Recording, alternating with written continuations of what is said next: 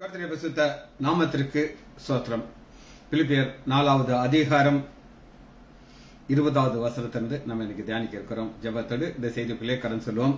மாறிடா எமானேசரே மாறாதவர் அன்பனாலுமே கல்வாரி சிலுவை மீதிலே காணுதே இமா அன்பேதே ஓ இயேசுவின் மகா அன்பேதே அதன் அலம் மறியலாகுமாம் இதற்கிணை ஏதும் வேறில்லையே இதற்கிணை ஏதும் இல்லையே பாவியாயிரு கையினிலே உன்னை பாரினில் உன்னை தேடி வந்தாரே நீசன் என்று உன்னை தள்ளாமலே நேசனாக மாற்றிடவே ஓ இயேசுவின் மகா அன்பேதே அதன் அலம் மறியலாகுமாம் இதற்கிணை ஏதும் வேறில்லையே இணை ஏதும் வேறில்லையே உள்ளத்தால் அவரை தள்ளினோம் தம் உள்ளம் போல் உன்னை நேசித்ததினால் அல்லல் யாவும் அகன்றிடுமே ஆதிதேவன் பலியானாரே ஓ இயேசுவின் மகா அன்பேதே அதன் அலம் மறியலாகுமாம் இதற்கிணை ஏதும் வேறில்லையே இணை ஏதும் வேறில்லையே நியாய விதி தினமதிலே நீயும் நிலையாக தைரியம் பெறவே பூரணரின் அன்பு பெருக புண்ணியரின் அன்பு வல்லதே ஓ இயேசுவின் மகா அன்பேதே அதன் அலம் மறியலாகுமா இதற்கிணை ஏதும் வேறில்லையே இணை ஏதும் வேறில்லையே. இயேசுவின் நாமத்தினாலே ஜெபங்கள் பிதாவே, ஆமென். கர்த்தருடைய பரிசுத்த நாமத்திற்கு ஸ்தோத்திரம். செல்வி டீச்சர் பிரைஸ் தி லார்ட். இப்ப பிலிப்பியரை நம்ம முடிக்க இருக்கிறோம். இதுல ஒரு விசேஷமான காரியத்தை நம்ம தியானிக்க இருக்கிறோம். 20வது வசனத்திலிருந்து 23வது வசனத்தை நீங்க வாசிச்சு பார்த்தீங்கன்னா 2 ஆமேன்கள் இருக்கிறார்.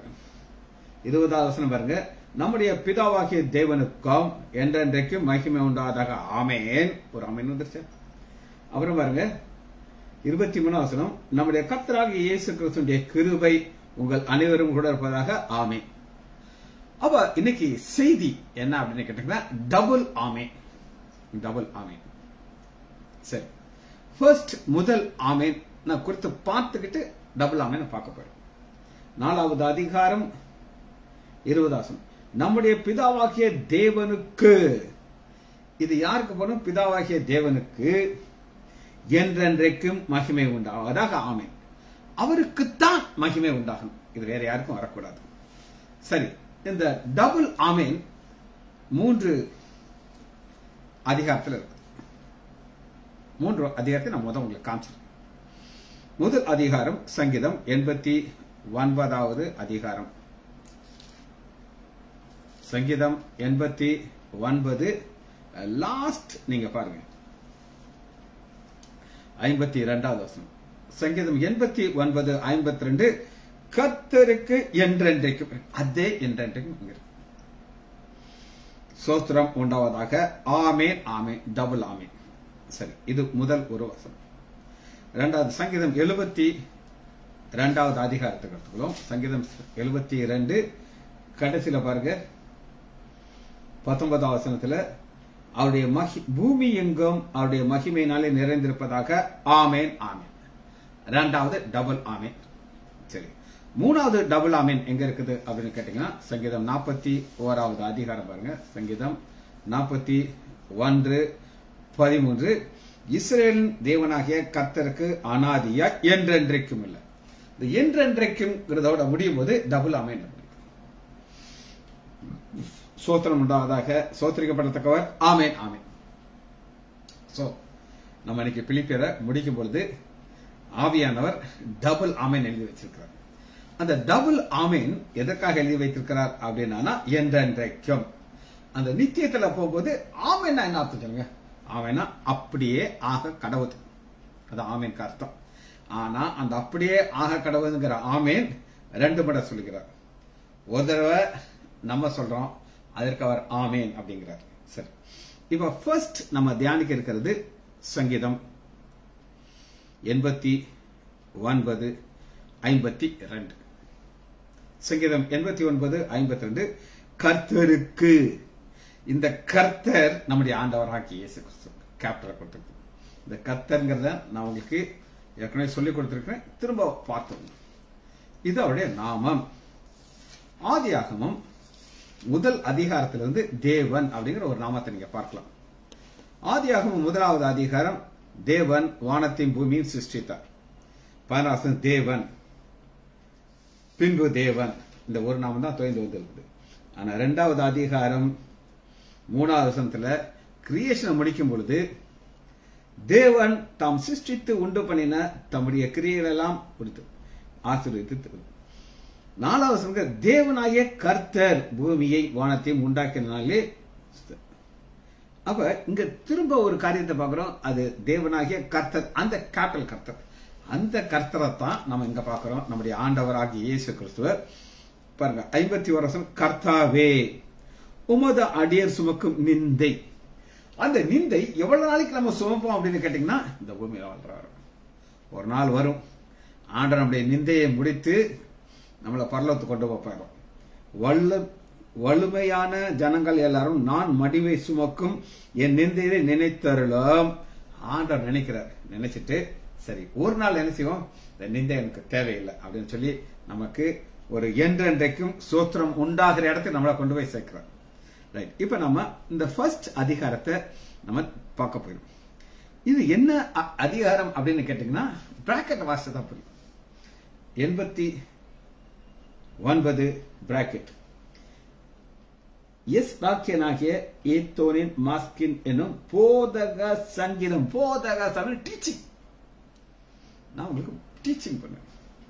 இப்ப எல்லா பாஸ்டர்களும் அவங்க என்ன செய்வாங்க அப்படின்னு கேட்டீங்கன்னா, ஆலயத்துல ஒரு, நான் தவறுன்னு நான் சொல்லல, ஒரு வசனத்தை இது வாக்குத்தத்த வசனம் அப்படின்னு சொல்லிடுவாங்க. அந்த வாக்குத்தத்த வசனத்தை அவங்க எப்ப இருந்தே கொடுக்க ஆரம்பிப்பாங்கன்னா, வருஷம் ஆரம்பிக்கும் போதே வாக்குத்தத்த வசனம். அவர் கார்டு கொடுப்பாங்க. அந்த கார்டை நானும் போய் எடுப்பேன், எடுத்து வாசிச்சு பார்ப்போம்.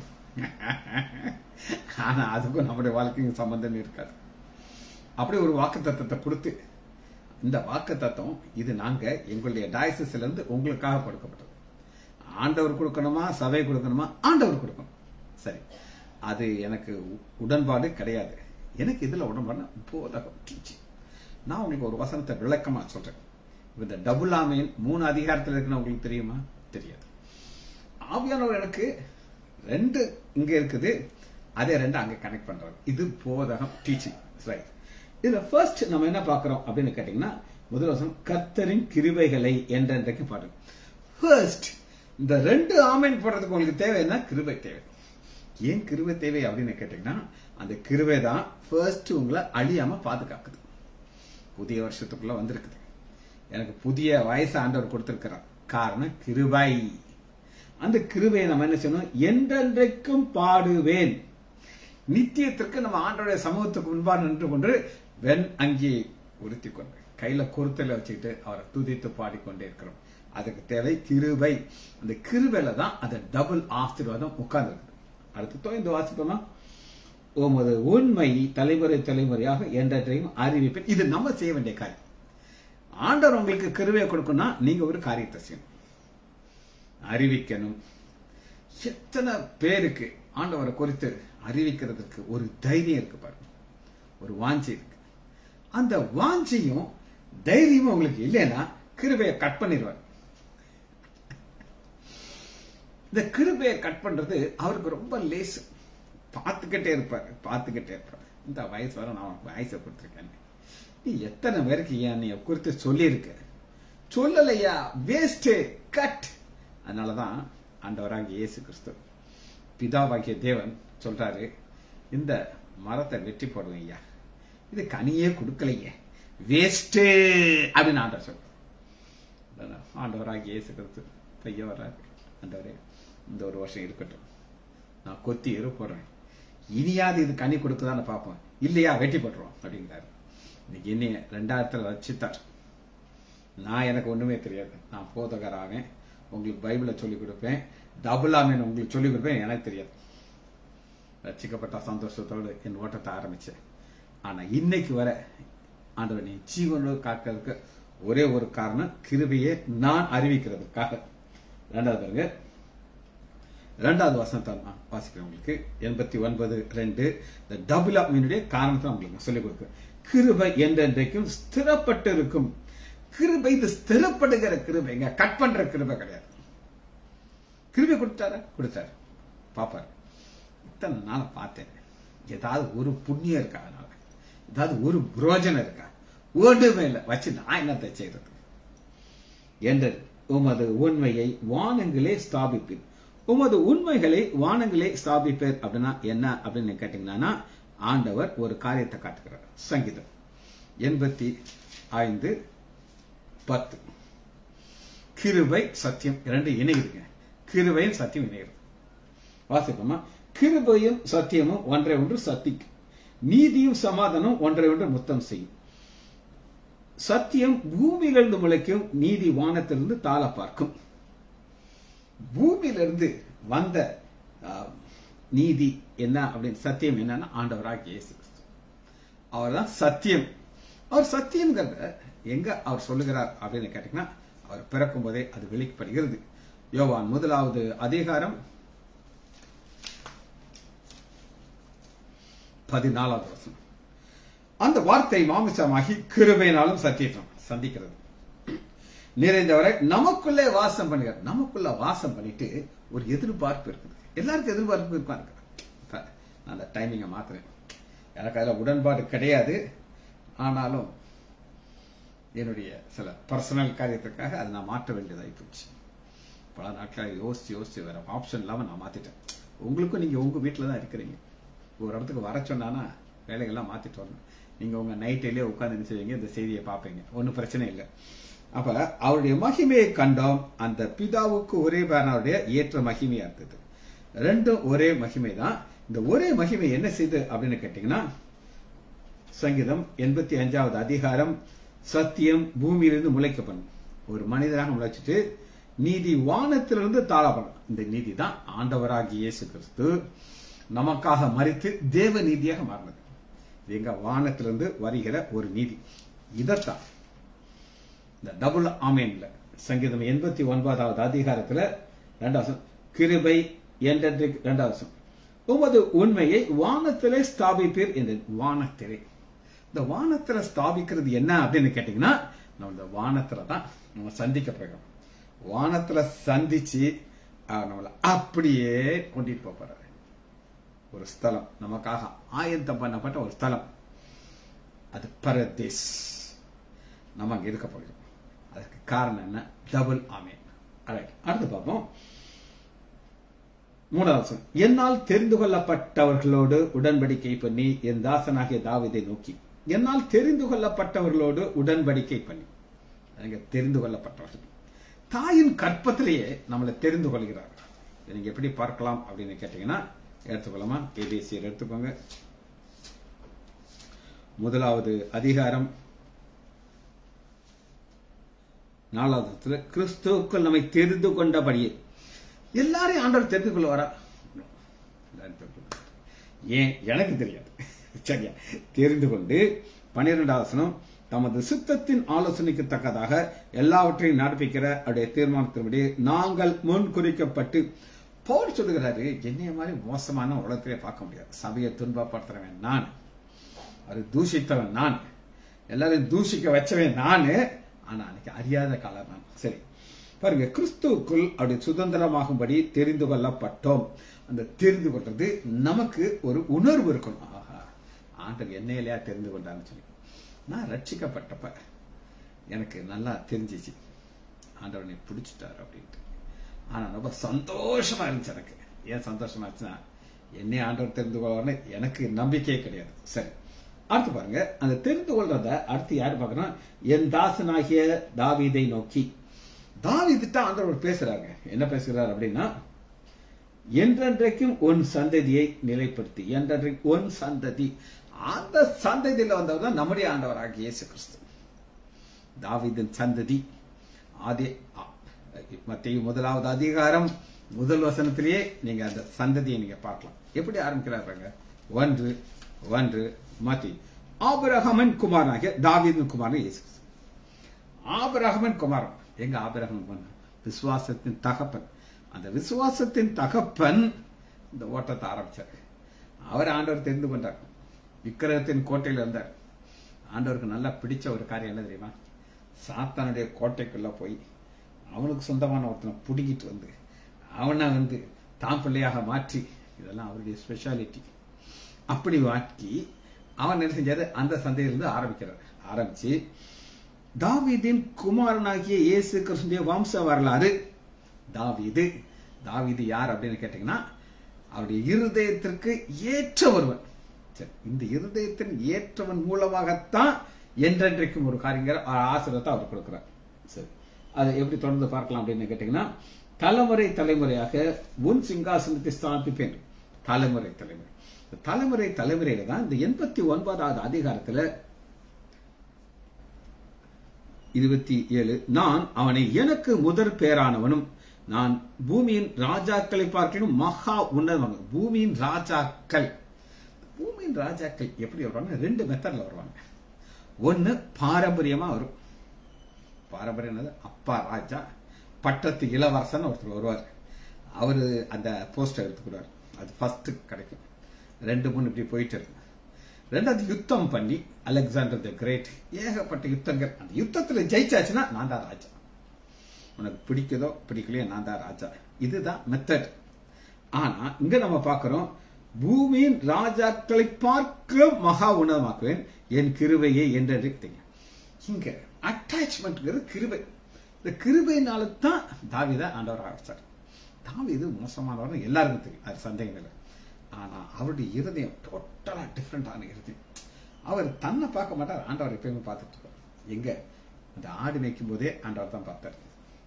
சிங்காசனத்துல உட்கார வச்சிட்டாரா அப்பயும் நாங்க பார்ப்பார். நான் எங்கேயா இருக்கேன்? ஒரு பெரிய மாளிகையில இருக்கேன். ஆண்டவருடைய பெட்டி ஒரு திரைச்சல் இருக்கேன். அவருக்கு நான் ஒரு ஆலயத்தை கட்டணும். ஒரு வைராக்கியம். இந்த வைராக்கியத்தை ஆண்டவர் பார்த்து இந்த வைராக்கியத்தினால அவருடைய சந்ததியை கொண்டு வருகிறார். அவனுடைய சந்ததி என்றென்றைக்கு நிலைத்திருக்கும். அவன் ராஜாசனம் வானங்கள் மட்டும் நிலைநிற்க செய்யும். இது ஆண்டவர் கொடுக்கிற ஒரு கிருபையில ஒரு உசிதமான கிருபை. சரி, அடுத்து இதுல என்ன ஒரு ஆசீர்வாதம் இருக்கு அப்படின்னு கேட்டீங்கன்னா, 89வது அதிகாரம் 24வது வசனத்தை நான் வாசிக்கிறேன் உங்களுக்கு. 24, என் உண்மையும் என் கிருபையும் அவனோடு இருக்கும். என் உண்மை என் கிருபை. ஆண்டவர் ஒரு காம்பினேஷன் இருக்காரு. உண்மை, அது உண்மைங்கிறது அவருடைய கேரக்டர். இப்ப ஒரு மோசமான ஒருத்தன் இருக்கிறான், ஏமாத்துறேன். அவன் எந்த ஸ்டேஜ்ல ஏமாத்த தான் பார்ப்பான். அவன் யாருக்கு நல்லது செய்ய நினைக்க மாட்டான். அவன் ஏமாத்தலாம் அவனுடைய ஸ்பெஷாலிட்டி. ஆனா என் உண்மை அது அவருடைய குணாதிசயம். உண்மைங்கிற குணாதிசயம் அவர்கிட்ட அவர் மாறவே மாட்டார். நாம் உண்மை இல்லாதவர்களாக இருந்தாலும் அவர் உண்மையா இருக்கிறார். இதுல உண்மையா இருக்கிறார் என்றென்றைக்கும். அதனாலதான் சங்கீதம் 89வது அதிகாரம், ஒரு சிலர் லேட்டா வந்திருக்கீங்க, அவங்களுக்காண்டி ஒரு சின்ன ஹிண்ட் சொல்லிட்டு நான் செய்தி போறேன். இல்லைன்னா அவங்க என்னத்துக்கு நான் இந்த சங்கீதத்தை டீச் பண்ணிட்டு இருக்காரு நீங்க தப்பா நினைச்சுக்கிட்டு இருப்பீங்க. சரி, இப்ப நம்ம பிலிப்பியரை முடிக்க போகிறோம். பிலிப்பியர் 4வது அதிகாரத்துல 20வது வசனத்துல நம்ம ஸ்டார்ட் பண்றோம். 20வது வசனத்துல எப்படி முடிக்கிறார்னா, ஆமேன். இங்க ஒரு ஆமேன் இருக்கு. 23வது வசனத்துல இன்னொரு ஆமேன் இருக்கு. 2 ஆமேன் இருக்கு. இந்த 2 ஆமேன் டபுள் ஆமேன்கிற ஒரு செய்தியாக நான் உங்களுக்கு சங்கீதம் 3 சங்கீதத்தை நான் உங்களுக்கு காமிச்சேன். லேட்டா வந்தவர்களுக்காக சின்ன ரிவிஷன். 89வது அதிகாரம் முடியும் போது டபுள் ஆமேன் இருக்கும். 72வது அதிகாரம் சங்கீதம் படிக்கும்போது டபுள் ஆமேன் இருக்கும். 41வது அதிகாரத்தில் 3 அதிகாரத்துல டபுள் ஆமேன் இருக்கும். அதனால 3 ஆமேன்களை நம்ம பார்க்க போயிடும். 89வது அதிகாரத்தை இப்ப நாங்க தியானிச்சுக்கிட்டு இருக்கோம். நீங்க எல்லாம் லேட்டா வந்திருக்கீங்க. சரி, உங்களுக்காக சில காரியத்தை நான் திரும்ப சொல்ல முடியாது. நீங்க யூடியூப்ல போய் அதை பார்த்துடும். இப்ப நீங்க ஃபாலோ பண்றாலும் உங்களுக்கு நான் சொல்லுகிறேன். 24வது அதிகாரத்துல என் உண்மையும் என் கிருபையும் அவனோடு இருக்கும். என் நாமத்தினாலே அவன் கொம்பு உயரும். உண்மை, கிருபை. கோலியாத், தாவீது. ஆண்டவர் என் நாமத்தினாலே அவன் கொம்பு உயரும். 2 மேட்சே கிடையாது. கல்யாணத்தில் மேட்ச் பார்ப்பாங்க. பொண்ணு ரொம்ப உயரமா இருந்தா மாப்பிள்ளையும் உயரமா இருக்கணும். பொண்ணு குள்ளமா இருந்து மாப்பிள்ள உயரமா இருந்தானா என்னங்க மேட்ச் சரியில்லையே அப்படின்னு. ஆண்டவர் மேட்ச் இல்லாத இடத்துல தன்னுடைய கிருபையை காட்டுறாரு. தாவீதுக்கு யுத்தத்துல பயிற்சியே கிடையாது, ஆனா கோலியாத் எக்ஸ்பர்ட். ஆனாலும் ஆண்டவர் என்ன சொல்லுகிறார் அப்படின்னு கேட்டீங்கன்னா, என் நாமத்தினாலே அவன் கொம்பு உயரும். அவன் சொல்றான், தடியோட வரக்கு நான் நாயா அப்படின்னு கேட்கிறான். கோலியாத் சொல்றான், நான் என்கிட்ட ஈட்டி அம்பு பட்டயம் எல்லாம் கிடையாதுப்பா, நான் ராணுவங்களின் தேவனாகிய கர்த்தருடைய நாமத்தினாலே வர்றேன் அப்படின்னு வந்தானா. வந்த உடனே என் நாமத்தினாலே அவன் கொம்பு உயரும். கொம்புங்கிறது வல்லமை. இந்த வல்லமை எப்படி வந்தது அப்படின்னு கேட்டீங்கன்னா, சமஸ்த இஸ்ரவேலுடைய தேசமும் அடிமைத்தனமா போனோம். சவுல் பயந்து போய் ஒளிஞ்சுக்கிட்டு இருக்காரு. தாவீதுடைய அண்ணன்மார்கள்லாம் இதெல்லாம் எக்ஸ்பர்ட் அவனுங்களும் பயந்துட்டு இருக்காங்க. 40 நாள் வர்றான், ஆண்டவரை தூசிச்சுட்டு போயிட்டே இருக்கிறான். ஆனா இங்க என் உண்மையும் என் கிருபையும் அவனோடு இருக்கும். காரணம் என் நாமத்தினாலே அவன் கொம்பு. இன்னைக்கு நம்ம யார் யாரெல்லாம் ஒரு நாமத்தை பிடித்து கொண்டிருக்கிறோமோ ஆண்டவர் நம்முடைய கொம்பை உயர்த்த அவர் வல்லவரா இருக்கிறார். சரி, இது ஆண்டவர் நமக்கு உள்ள ஒரு விசேஷமான ஒரு காரியம். 25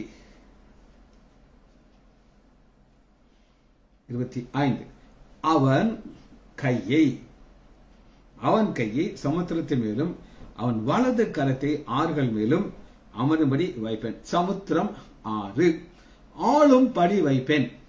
ஆள்றது இதன் மேல ஒரு அதிகாரத்தை ஆண்டவர் கொடுக்கிறார். இது யார் செய்தார்னா, தாவீதின் குமாரன் சமுத்திரத்தை ஆளுகை செய்தார். ஜலம் கொந்தளிச்சுட்டு இருக்கு, தலானியல் வறுத்து தூங்கிட்டு இருக்கார். தாவீதின் குமாரன் ஆறுகள் மேலும் ஆளும்படி வைப்பேன். என்ன ஆளுகிறார்? சமுத்திரமே ஆடமாடுங்கிறார், அது அமர்ந்துருச்சு. காரணம் என்னன்னா 26 நாம் ஒன்னு சொல்லணும். என்ன சொல்லணும்னா, அவன் என்னை நோக்கி நீர் என் பிதா என் தேவன் என் ரட்சிப்பின் கண்மலை என்று சொல்லுவான். எப்ப நீங்க ஆண்டோடைய அன்பை ருசிக்கிறீங்களோ ரசிக்கிறீங்களோ நீங்க என்ன செய்வீங்க? இது அந்த சீஷர்களுக்கு ஒரு சின்ன பிரச்சனை இருந்துச்சுங்க. என்ன பிரச்சனை இருந்துச்சு நான் உங்களுக்கு சொல்றேன். சீஷர்களோட ஆண்டவர் கூடவே இருந்தாரா?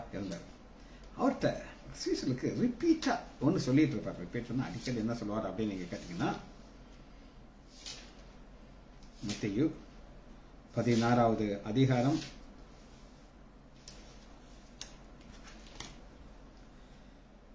21. அது முதல் இயேசு தாம் எருசலேமுக்கு போய் மூப்பராலும் பிரதான ஆசிரியராலும் வேதபாரர்களும் பல பாடுபட்டு கொலையுண்டு 3ஆம் எழுந்திருக்க வேண்டும் என்று தம்முடைய சீஷர்களுக்கு சொல்ல தொடங்கினார்.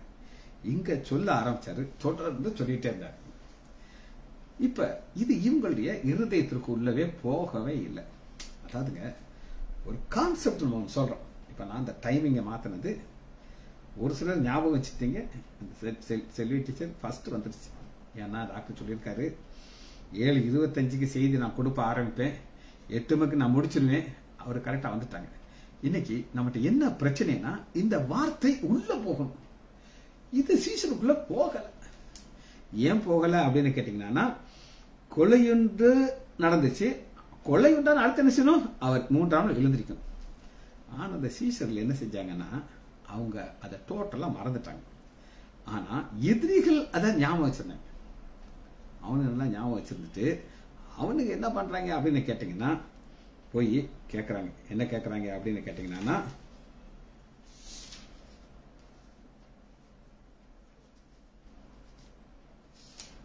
ஆண்டவரே அந்த எத்தன் யாருங்க? எத்தன் சொன்னது எங்களுக்கு ஞாபகம் இருக்கு. என்ன ஞாபகம் இருக்குன்னா, 3ஆம் நாள் உயிர் தெளிவுன்னு சொன்னா அதனால ஒரு முத்திரையை போடணும் அப்படின்னு சொல்லி. இந்த சீசர்கள் என்ன நினைச்சாங்க அப்படின்னு நீங்க கேட்டீங்கன்னா, நடக்காதியா. ஒரு உதாரணம் நான் சொன்னேன், அப்ப உங்களுக்கு இது புரியும். உங்க சொந்தக்காரர் ஃபாரின்ல இருந்து வர்றாரு. ஃபாரின்ல இருந்து வந்தார்னா நீங்க எங்க போய் இருக்கணும் சொல்லுங்க? பஸ் ஸ்டாண்ட்லயா? ஏர்போர்ட். ஒரு இன்டர்நேஷனல் ஏர்போர்ட்ல வந்து இறங்க மதுரை, நம்ம ஊர்ல மதுரையில் இருக்கு. ஏர்போர்ட்ல வந்து இறங்குனா நீங்க எங்க போகணும்? ஏர்போர்ட்டுக்கு பிளேன் வந்ததுக்கு அப்புறம் போவீங்களா, வர்றதுக்கு முன்னாடி போவீங்களா? வர்றதுக்கு முன்னாடி 1/2 மணி நேரத்துக்கு முன்னாடி போய் காத்துக்கிட்டே இருப்பீங்க. எங்க மாமா வரப்போறாரு, எனக்கு நிறைய திங்ஸ் எல்லாம் கொண்டு வருவாரு அப்படின்னு காத்துக்கிட்டே இருப்பீங்க.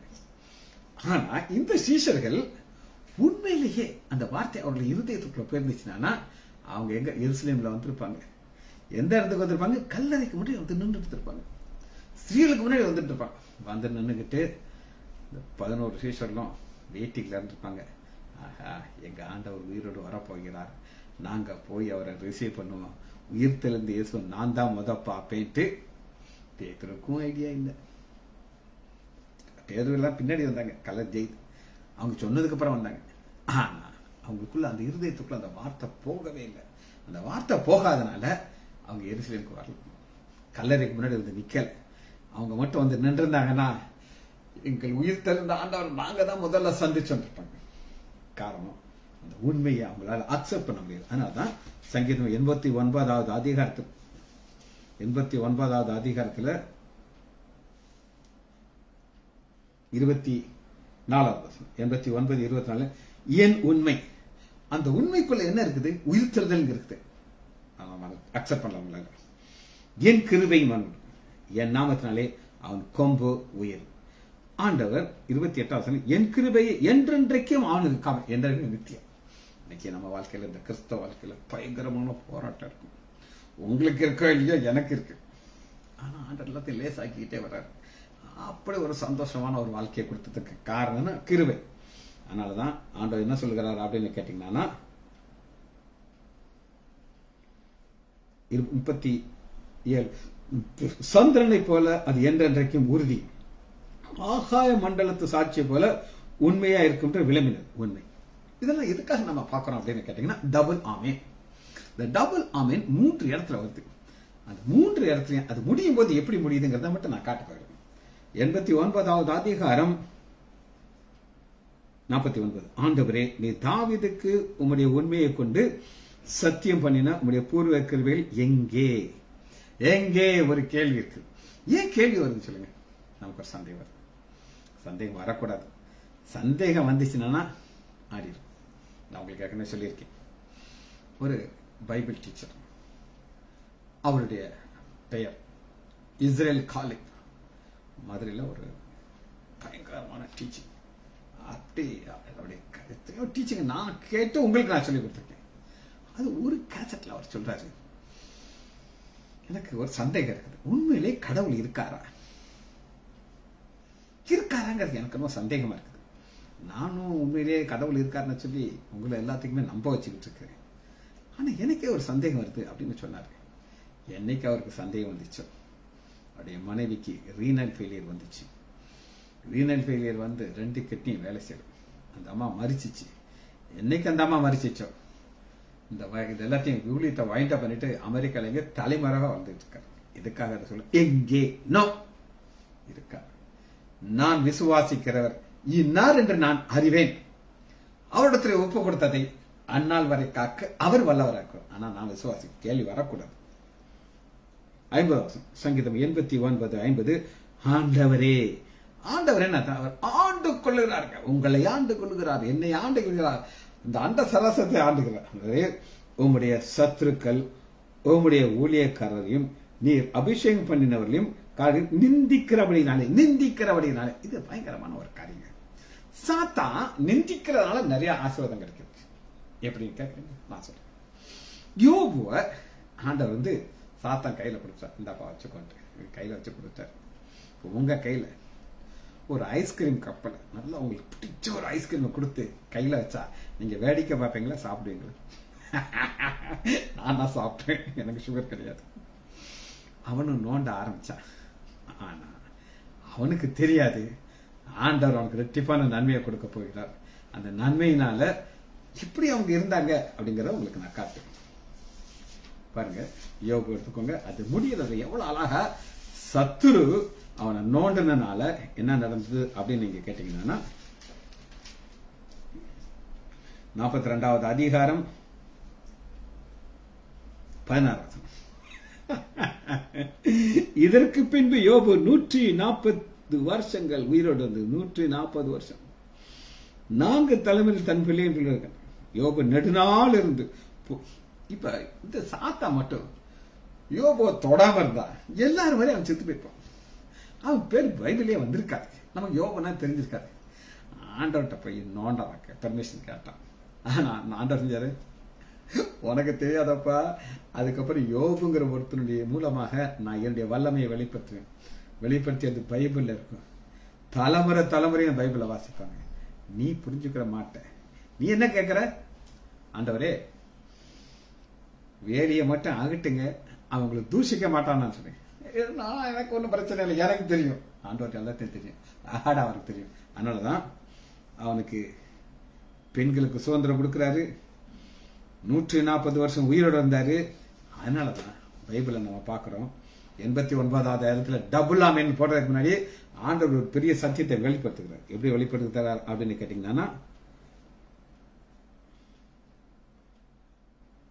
89:50 ஆண்டவரே உம்முடைய சத்துருக்கள் உம்முடைய ஊழியக்காரரையும் நீர் அபிஷேகம் பண்ணவர்களையும் நிந்திக்கிறதுனால்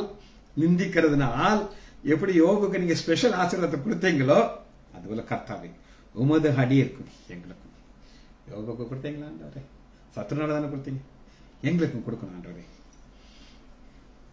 உமது அடியார் சுமக்கும் நிந்தையும் வலுமையான ஜனங்களாலே நான் என் மடியில் சுமக்கும் என் நிந்தையும் நினைக்கிறேன். நிந்தை உங்களுக்கு வந்துருச்சா? சந்தோஷப்படும். ஏன் சந்தோஷப்படணும்?